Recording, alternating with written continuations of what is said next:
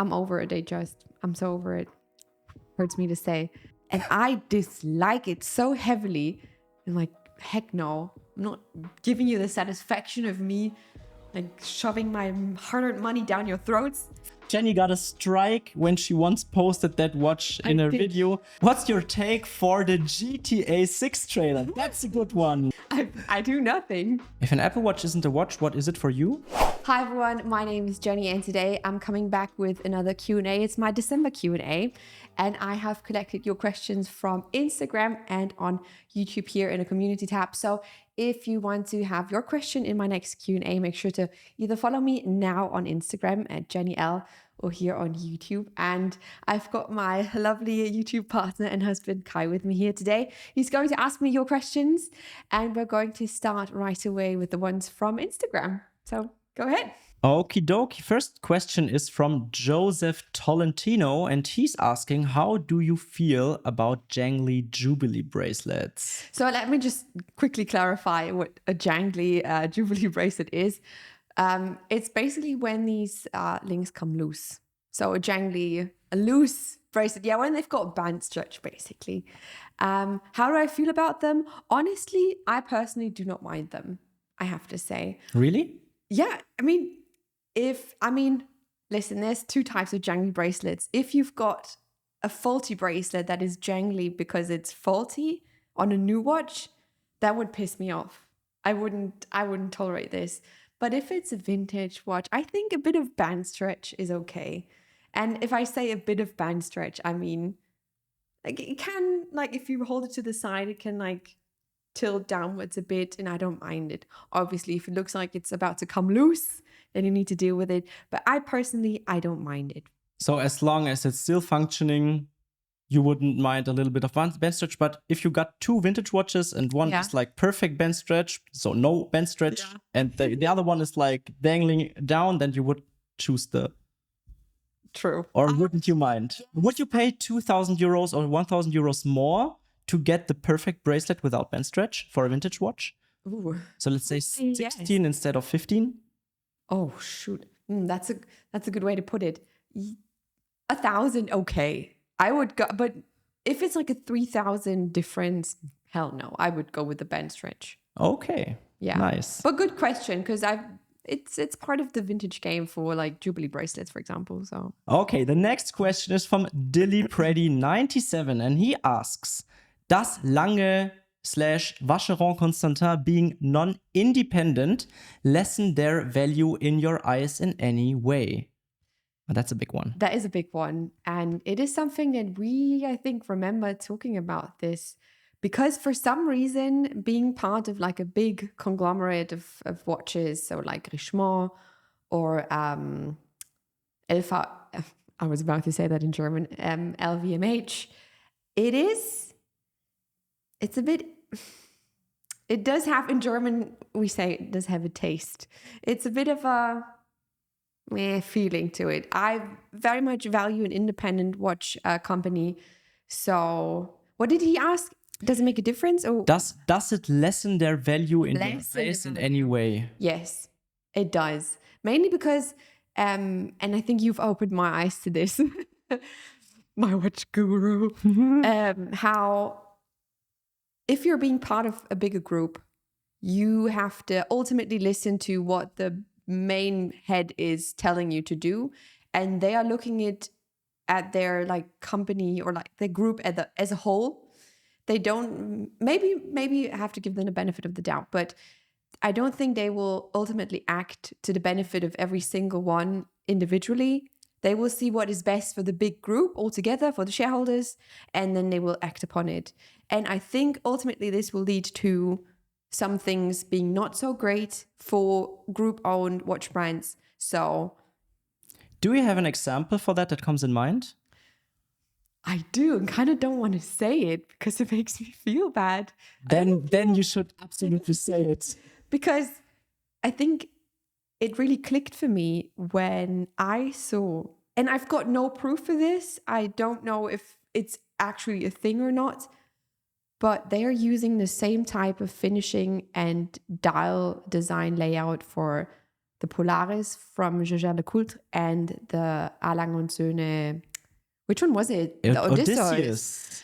I saw this and I was like, what's happening? And then I was like, oh my gosh, it's Richemont. They're just using the same freaking type of finishing and like a dial plate for these two. How does it make you feel when your 40,000 euro Odysseus has the same dial as a 10,000 euro Jaeger-LeCoultre? I was so not banging on the money, but it's about no. It's still so different. And I remember we were looking at this. Like, we were filming it like with the camera on macro, and we were like, it looks completely identical to an Odysseus. It was so similar. I was like, where have I seen this before? Wait a second. And we started to compare. It's like, good Lord. That was a good example, Is that the same? So that bummed me out. Okie dokie. The next question is from Lucas2148. And his question is, my interest for mechanical watches ruined my Apple Watch. Any thoughts about that? Well, good sir, I think that is totally fine, and vice versa as well. I've heard from a lot of people how their Apple Watch ruined their mechanical watch for them, which is also totally fine. Oh, really? Yeah, because it is more convenient. It is more capable. You can take calls with your Apple Watch. You can do so much with it. You can only do so much with your GMT, which is fine. It's okay, guys. Relax. It's I mean, an Apple Watch is not a watch in my book, but it's okay. It's an accessory, and if you find yourself being more into the one or the other at times, don't stress it. It's whatever. If an Apple Watch isn't a watch, what is it for you? It's an extension of my iPhone. Ah, okay. So basically the phone on your wrist, so you don't have to. Exactly. I mean, that's a nice way to see it. Like, this is my watch and this is just my device to see what's on. I mean, I've not been wearing, as you can tell, my Apple Watch for quite some time because I've been told that the radiation and the rays and stuff from it are not healthy. And I'm a mommy now, so I gotta be healthy for my baby. But I would still do this. Ignorance is bliss. Yeah, basically. The next question is from Luther Only. What's your take for the GTA 6 trailer? That's a good one. You sent me the trailer. I did. Thank you so much for this. The feeling of being homesick for a place that doesn't exist was perfectly captured because you're going back to Vice City. Oh boy. Which is one of my favorite GTA parts. Vice City with Tommy Vercetti was so great. The soundtrack on the Vice City game is one of the best. I'm still listening to the radio stations till this day because they're so great. The 80s soundtracks, love them. Anyways, it was fantastic. It was fantastic. An amazing trailer. And I think someone on YouTube did a side-by-side from the trailer and actual footage, like news clips from like Florida. There's actual, like the alligator that came out of the pool. Everything happened in this trailer on like here in the TV news.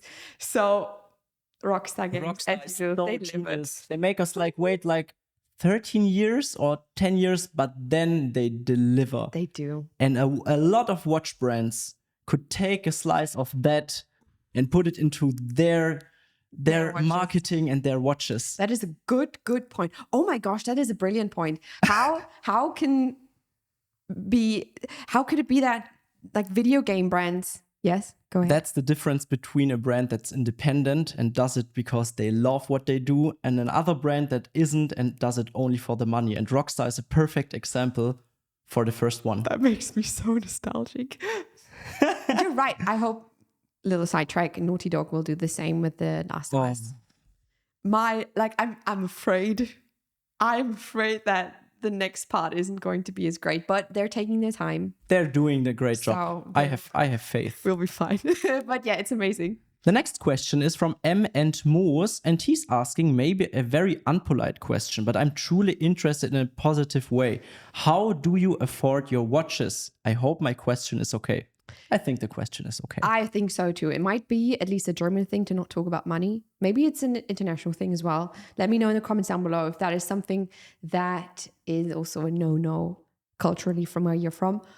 How do I afford my watches? Well, to be fair, I have not been buying a lot of stuff lately, but usually what I do is I only buy that kind of stuff, and I'm talking about like super unnecessary purchases like watches, because at the end of the day, I can't eat them.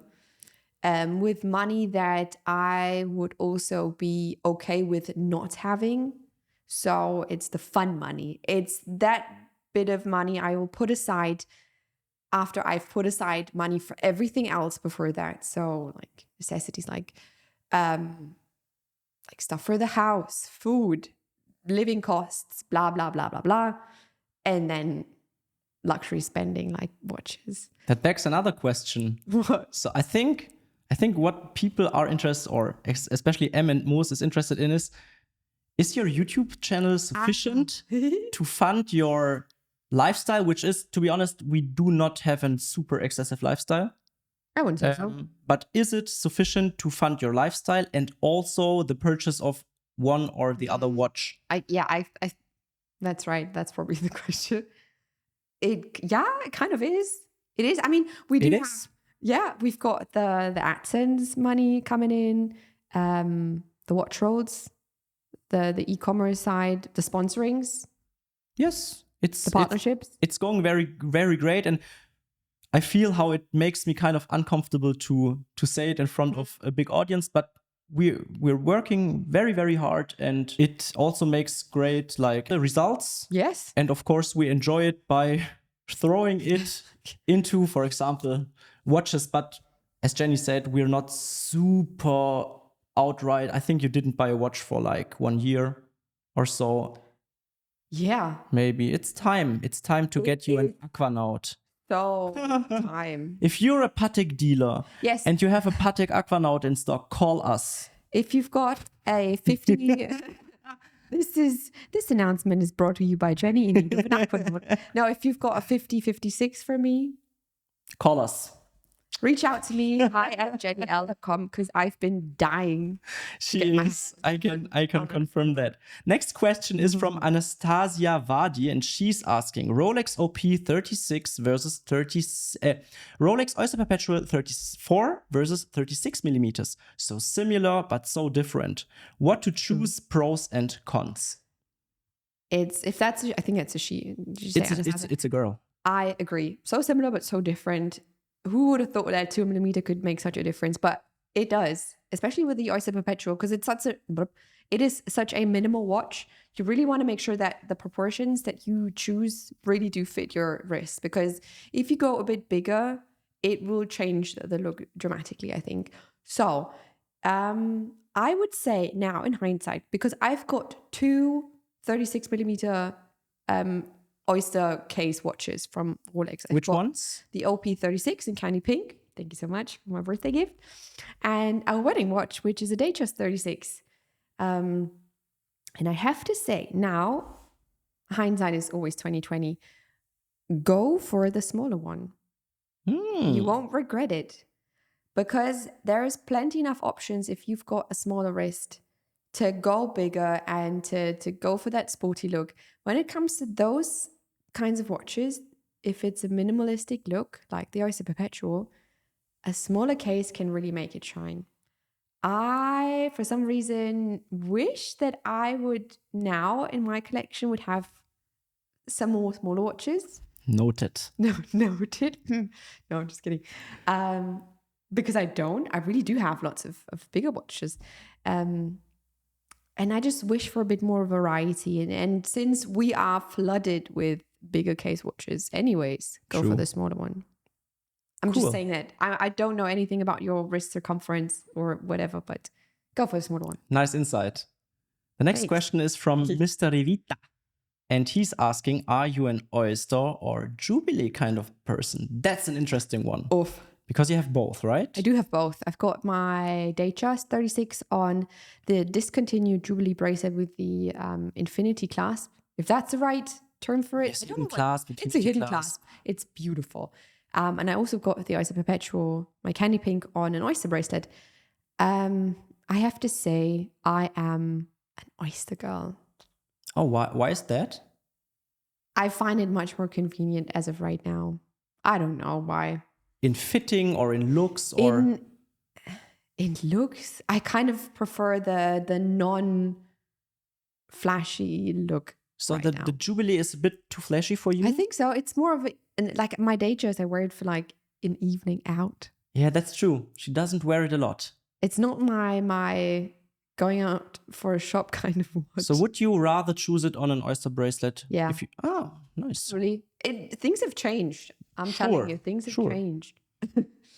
The next question is from Tavu Tam, and he's asking, buying watches online versus buying watches on a store, pros and cons, and happy holidays. And to you as well, sir. Holidays. That is such a great question because I get that a lot from, especially people who are just new to this and are a bit unsure, like, should I be going for the store or like a shop? Can I buy it online? Because most of the time online, the prices seem to be a bit better. You've got more to compare, like more offers to compare. And I have to say, if you're just starting out, don't miss out on the in-store watch buying experience because it can be such a treat for yourself. You can bring your partner or whoever. You can sit down, let them serve you like something to drink, a coffee, or I mean, sometimes they ask if you want to like drink champagne. Sure. No matter the time, depending on the watch brand. And it can be such a lovely experience. And obviously, you don't have the discounts that you sometimes will find online, but you can still ask for one. You can ask. Never forget they can always say no. That's right. But you have the right to ask politely. So would you go for in the beginning, like in the store, and if you're like more experienced, you can also buy online? That's a good way to put it. Yes, because then if you know more about the stuff and how things work, maybe watch a couple of our videos to learn more about this. You will gain more confidence and be able to really tell if it's a good offer or not. But also don't forget that, because sometimes I think, or at least I tend to give ADs a bad rep sometimes, but there's like some great people working at ADs too. Sure. Obviously. I would say like the majority are great people. They know their stuff. And sometimes you will maybe go in and think, you know what, I want a JLC Reverso. And then you will leave with a Chrono Swiss because someone at the AD was able to really help you out and show you lots of different things and maybe find a watch that is better suited for you. And that you didn't even have on your radar yet. Exactly. What about buying at a gray market dealer in store? Because that's possible too. Oh, I mean, now we were only talking about like AD versus gray market online. Of course, yeah, totally. I completely forgot about the non-AD route, but like watch dealers also have their brick and mortar stores that you can go to and just check out, and that can be fantastic as well. So yeah, don't miss out on an in-store. It's cool, it's fun, and don't be afraid. I'm still to this day, I'm still scared to walk into. Have a great time, basically. Yeah, just allow yourself to have a great time. Exactly. Okie dokie. The next question is from CCCC. It is said that Rolex makes 1 million watches a year. Is it possible to hand assemble 2,739 watches per day? Someone made the math. Yeah, it's not one. I mean, I think we need to move away from thinking that you've got like 5 people sitting at Rolex in Switzerland and hand assembling every little tiny bit. Lots of it is automated and done by a machine, which doesn't mean that it's not like properly made, but it is really, how do you say it? It's mass produced. It is. And that really includes machines and just being faster to fulfill demand. So I don't know, maybe there's a bit of a misunderstanding. It's not like a small atelier and you've got like all these old Swiss men and women assemble these watches. It's machines most, I would say so. I think when I got it right, it's like, I think they do, for example, apply the hands onto the dial by hand and put the dial and the movement into the case by hand, but most of the steps are automated at Rolex, as far as I know, but no one knows exactly because I mean, Rolex. Hodinky probably knows. I think Maybe they I think do. Ben Clymer got a tour. Yes, Rolex. but I'm not sure how much he got to see. We can only guess. The next question is from Badanselm, and he's asking, how do you maintain your watches on a daily, weekly basis? That's an interesting question. Do you? Exactly. I don't. I do nothing. Yeah, I think it's also not really necessary. Yeah, I think at the beginning, I remember when I had my first, like my Datejust, thinking like, oh, how do I like maintain it? How do I like own it properly so I'm not like messing it up? There's not really much to mess up with watches. No, especially for the Omegas and Rolexes, they're like You can clean them if you want to. with like a soft brush. Yeah, like a soft toothbrush or brush, whatever, or like some dish soap. Obviously, check your water resistance. Don't come for me if your watch is filling up with water because I just said cleaning it with that. But other than that, I mean, I know at the beginning, it's like with a new phone. I was very, very cautious with my watch. When I was putting it down, I was like, be very gentle about it. And I'm just like taking it off, put it on like my night desk. And yeah, because I know now that they can handle it. They can. That's the importance. I know they can handle it. They're fine. They're not going to break. But it's the association of having something expensive and then you've got to be careful with it, which is sensible, but you don't really have to do that. And I don't really wear any precious metal watches anyway, so.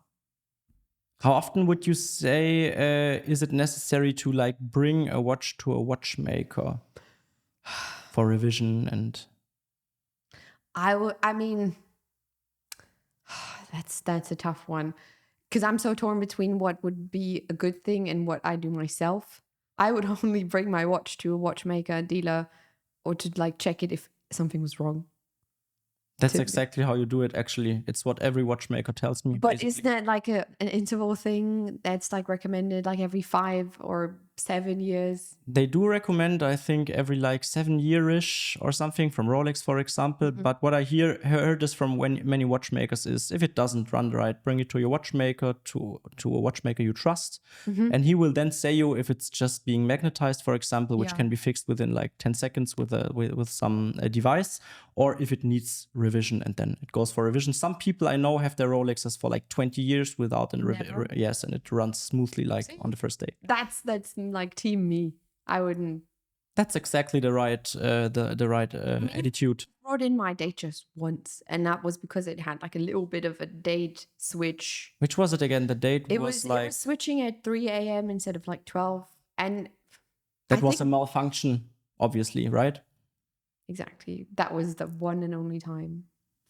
Whatever. It works out pretty well. The next question is from Silvio Constantin Popa. Save 1 year for a watch or buy the one that you can afford right now. That's a very good one. That is such a good question. My first instinct would be to, wait. I don't know. Okay. With some Rolex for like 10K now, or save a bit and buy an Aquanaut for like 40 to 50 in a year. Go for the Rolex now. Really? Okay. No, now that was a good example. Now that you said that, because maybe in a year your taste will change, and that Rolex will help you figure out what you really like and prefer in a watch. True. Just spend it, or you'll be dead in a year. Yeah, we don't know. We don't know. Exactly. With it. Buy it now. Whatever. The next question is from Harley Tomi. Gift ideas for watch nerds which are not watches.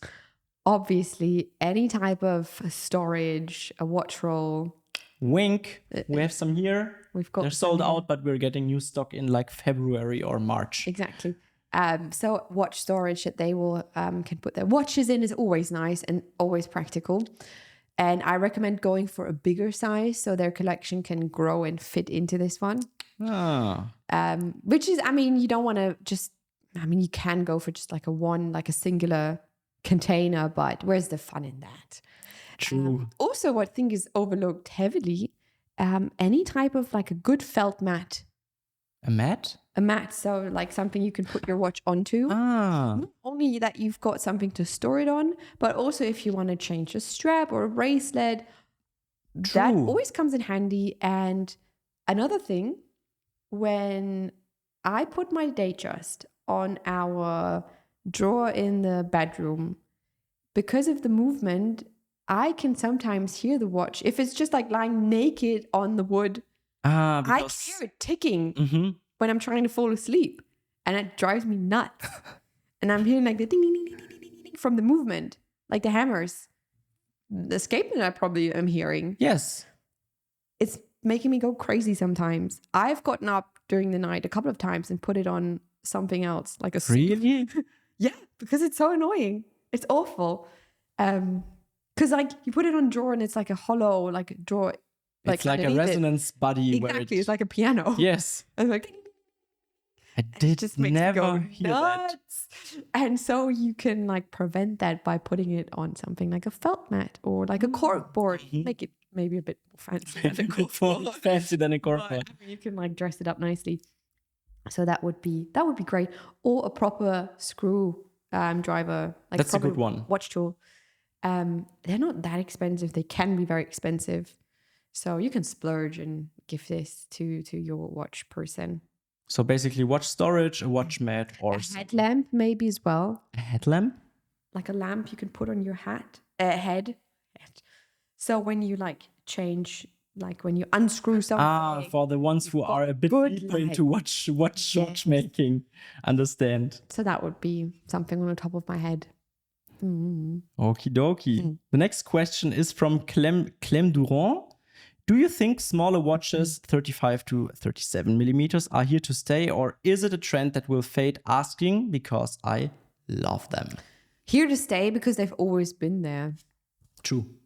Vintage day dates since like 50s. Yeah, that's not going away. The trend is more like the bigger watches, which was introduced in like the 2000s and 2010s. Yeah, and this is now fading off, I feel. Yeah. They were just added to the mix. They're like the huge cases. And now they're just saying goodbye.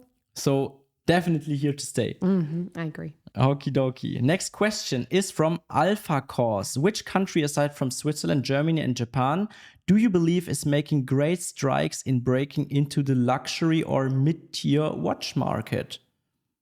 Well, I think I'm pretty sure you would probably agree with me on this one. It's hard to say because so many like countries are coming out with watches. I mean, you've got the British stuff. You've got like from Scotland, you've got Anordane. We just reviewed the Man watch, which is Swedish. But is it Swedish with a Swedish movement, or is it just designed in Sweden and made in Switzerland? But if we're going from this, that's very much limiting the like country of origin, because like they all mostly use like the Swiss made movements. Is that the question? Because the first thing what I was thinking is like, where are watches made when not in Switzerland, Germany, or Japan? Ach so. Oh. That's nowhere really. Yes. So. I mean, obviously there is like, I know some people in the comments will be like, but there's this country so-and-so that manufactures watches, obviously. But I was going from the design route, this one. Good question. I mean, that maybe be something for like you guys out there watching. Yeah. Give like some countries that are emerging with their own like manufacturing in terms of movement. Russia. Okay. Russia is. They got Polio. Yes. But they're not really like famed for making great watches. I mean, they do make good watches, but not like this excellence which we find in made in Germany, Erlangen & Söhne. Agree. So maybe the answer is no. But let us know in the comments. Yes, please. I'm curious to learn more about watches which are not made in Switzerland. Okie dokie. Next question is from Matthew Coop Official. What's your thought? Oh, he has 3 questions. First, what's your thoughts on the big players in the quartz offerings such as Oyster Quartz, Patek 5267 Royal Oak, and any others? My thoughts on them. I always just see them as a bit of like a gimmick to me. Like quartz from like a Patek quartz is always a bit of a like, what are you doing? But yeah, you're welcome on the table. I don't know. Would you buy a quartz watch from Patek? No, Why? I don't have quartz Patek money. I don't have that kind of money to spare on a quartz Patek. That's interesting. Is it? The Pateks are with quartz movements for ladies are cheaper than the ones with automatic. I'm not going to spend that much money still on a Patek if it's a quartz. And I think it's like insulting almost that they will just stuff their freaking lady watches with quartz and call it a day. And I dislike it so heavily. I'm like, heck no. I'm not giving you the satisfaction of me like shoving my hard-earned money down your throats For some quartz watch. with a quartz. That's true. Patek Philippe make automatic movements into your smaller watches. What have Please. you been thinking? So you would say a quartz watch has nothing to do in a luxury watch, kind of? It can. I'm just not rich enough to buy it. So you would, I gave you like $1 billion, you would buy a quartz Nautilus, Lady Nautilus, instead of the automatic one. It has to be a special quartz lady Nautilus. Is that a yes or a no, though? I mean, if I got $1 billion, yes, fuck that, but no. Es geht ums Prinzip. Principle, yes.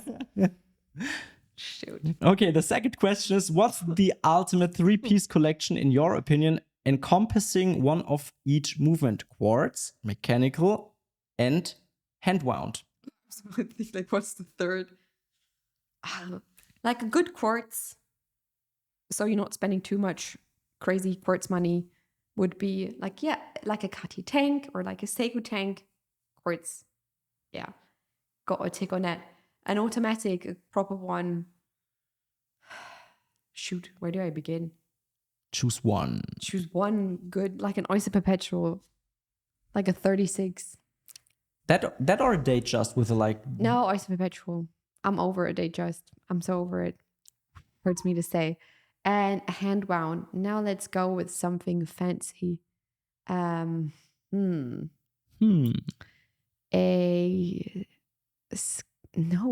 the skeletonized Calatrava from Patek hand wound, or has it a micro? Actually, it's automatic. The 5180. God damn it. Okay. See, I was thinking about this one. What would be my go-to hand wound? The Ulysse Nardin Voyeur. Is that a hand wound? I think it is, yes. Right? But we won't show it in this video because Jenni got a strike when she once posted that watch in a video.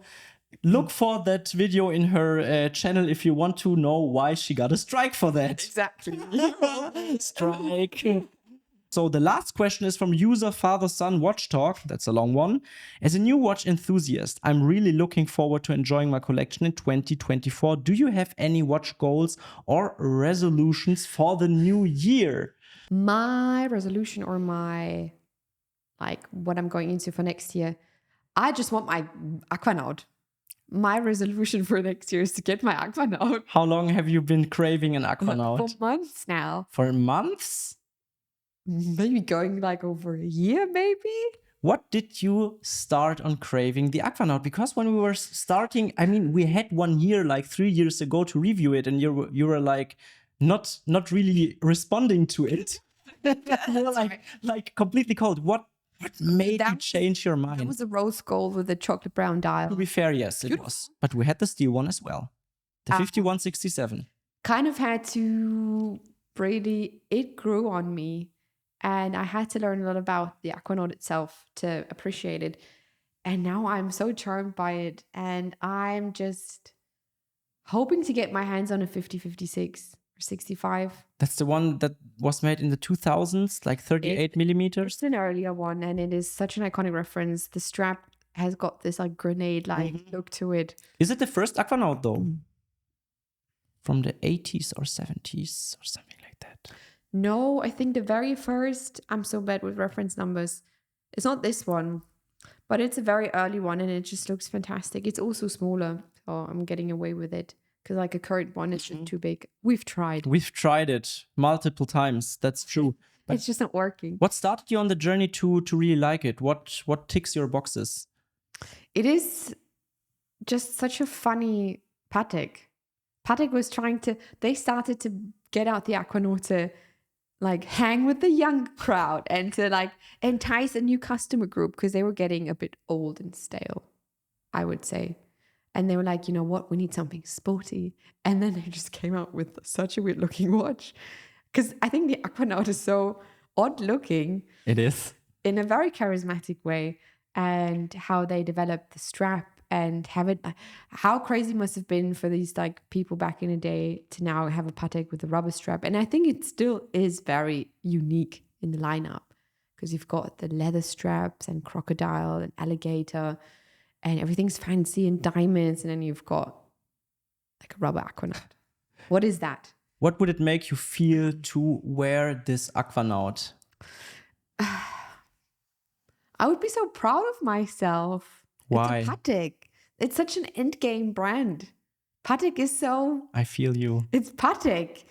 I mean, I'm not saying I'm over like the other stuff, but damn. Patek has their branding right. They do. I mean, to be fair, they've been made fun of for their like 2000 brandings with the you know, you never own a Patek, you merely keep it to the next generation, which is like so cringe. But do you think that's cringe? Huh? The people they use for the ad. Yes, the people they use for the ad are like, see, this is my completely spoiled Bratzon, which got the Patek Aquanaut for his 18th birthday. Yeah. It's like, yeah. It was, I mean, it's not, I'm but not still the target. It works. It worked. I'm not the target like audience, but it worked on me, I guess. But shoot, that would be so great. So, resolution for the next year, get you an Aquanaut. Yes, please. Again, shout out to all of my Patek dealers. I think that's a vintage one. It will be hard for them to get They've got their connections. I mean, maybe a customer. If I'm saying like Patek dealers, I'm including everyone. Grey market dealers as well. So if you have a great Patek vintage in stock, just mail me. Jenny. She will be glad. So happy. And she deserved it. She was working very hard. Okie dokie. That were the questions for today. Well, then, Kai, thank you so much for helping me out with this one. Thank you for having me as well. We tried this and you guys really enjoyed the conversational style of the Q&A, and I do so too, if I might say so. So again, thank you so much for being here. You guys, thank you so much for watching, for sending in your questions. If I did not answer your question, I'm sorry, but thank you still so much for submitting it. If you want, like I said in the beginning, to have your question in my next Q&A, make sure to follow me on Instagram at Jenni L, or subscribe to my YouTube channel if you have not already.